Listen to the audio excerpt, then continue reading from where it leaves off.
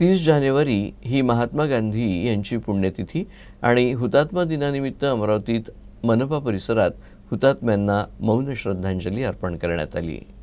राष्ट्रपिता महात्मा गांधी यांची पुण्यतिथी आणि हुतात्मा दिनानिमित्त मनपा कार्यालयात मनपा आयुक्त देविदास पवार यांच्यासह इतर पदाधिकारी आणि कर्मचाऱ्यांनी शहीदांना 2 मिनिटे मौन पाळून श्रद्धांजली अर्पण केली।